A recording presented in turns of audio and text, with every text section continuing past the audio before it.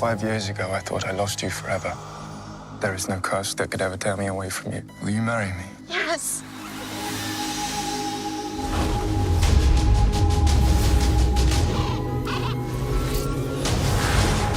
Mistress, I have a little bit of news. Hello, I'm Sophia Jessica, and welcome to the Fan Carpet.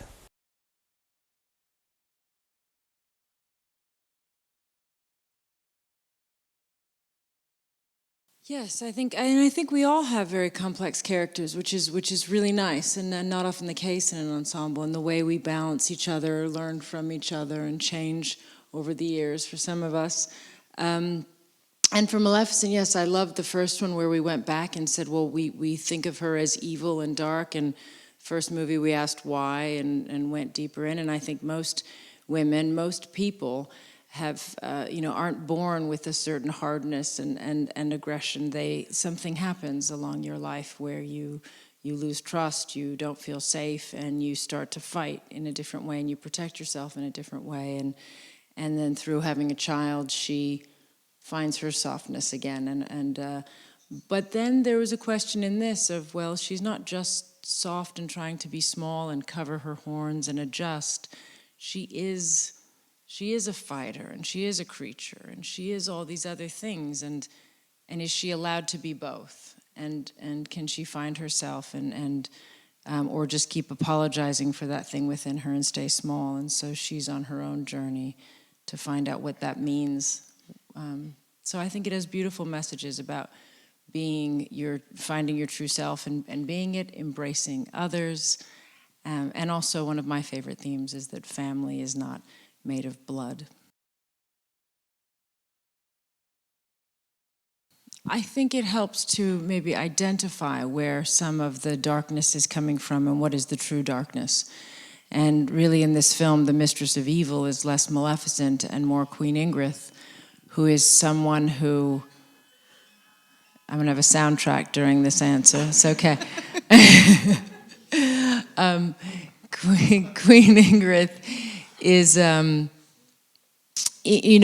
you see a leader like her who is so angry and so hostile and so much believes that the only way to survive is to destroy the other, we make it very clear in this film that she is afraid, she is weak, and she is ignorant, and that is why she is behaving that way, and that is why she is wrong. And that is why the leaders that need to take place, which would be Aurora's character in the future, are those who see the strength and diversity, appreciate environment, respect for each other, respect for themselves, and are more forward-thinking and have a different vision. So these are themes that many children, many people may see and may not really. It's not political. It's not trying to be, but I do think if in the end you're happy about the way the film ends and it feels right, I think that heads you in the right direction. I think for children it gives a nice guide. I think it's a few things. I think it's not just girls in the film, because we have strong women. We also have the character that is wrong in the film and has to be taken out is also a woman. But we show very diverse types of women between our characters. But also we have extraordinary men in the film. And I really want to press that point, because I think that so often when a story is told to say this is a strong woman, she has to beat the man, or she has to be like the man, or she has to somehow not need the man. And we both very much need and love and learn from the men. And so I think that that's also an important message for young girls, to find their own power, but to respect and learn from the men around them. Disney was very excited about Joachim. And I think it was it's always interesting to work with different directors and have a new take on a film, since our first director made a beautiful film, and then to see new, fresh eyes. Does anybody else have thoughts on Joachim? Or?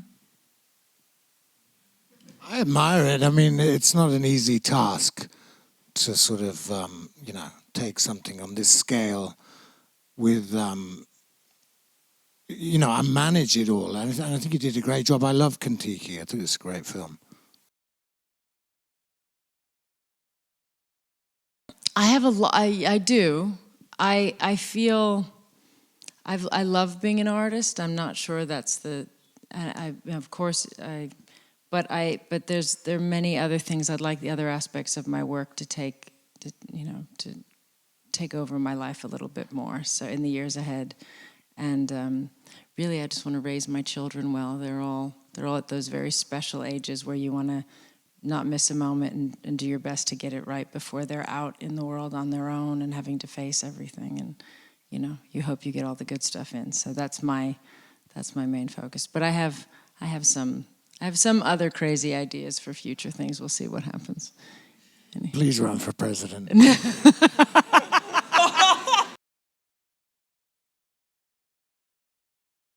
Yeah, I think we have had lots of ideas. Well, we'd like to be grandparents. Yeah. No pressure, guys. You're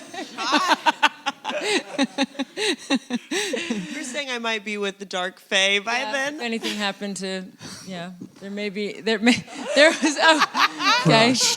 Wow. Sorry you had to hear that now. So early on. Public We breakup. spoke about different things during the film, so... It's like Jerry Springer. Like Ed's not even speaking about that. He's not even going to keep you quiet. I think there's lots of, one of the things that's interesting is, without realizing it, we've hit the chapters of the growth of a woman, right? We've hit her, from her birth and her christening, to her being a little girl, being a teenage girl, to now being a wife. And so, in a way, the chapters are following a few things, but one of them is how a woman grows and evolves. And so soon, it does make sense that now there's this chapter for Aurora as wife, mother, queen, and what is that? And then, what? And now we've met and the Dark Fae are in, so what is the future for the Dark Fae, and do they return? And personally, I like the idea of getting out of England in the story, like basing England, but going into the world, because we have such a diverse, the Dark Fae represent the world. And so I would love to see them in the world and across the world. God knows what they're doing. She says, I don't know I'm what back. they're doing. Location. Location.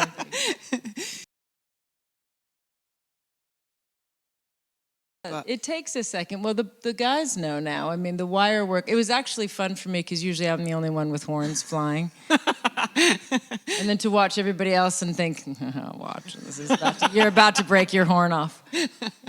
And then it is, you get in the wire work and your horns are hitting. It's just so many different funny things to think about. You nearly impaled me once flying. Yeah.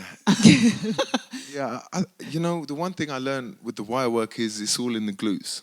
It's all in the bum, If you tense your bum and your core, then you're strong up there. And, I'm not sure you guys expected to be talking about bums and glutes in this press conference. Sorry to take it there. But, it was great fun. It was amazing. Thank you for watching The Fan Carpet. Please follow us on Facebook, Twitter and Instagram for more content next time.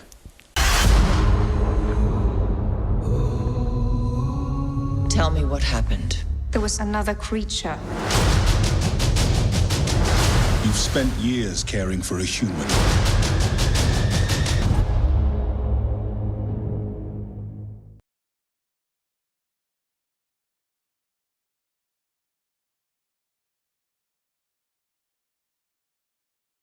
Thank you for watching The Fan Carpet. If you like this video, be sure to click that thumbs up button at the bottom of your screen.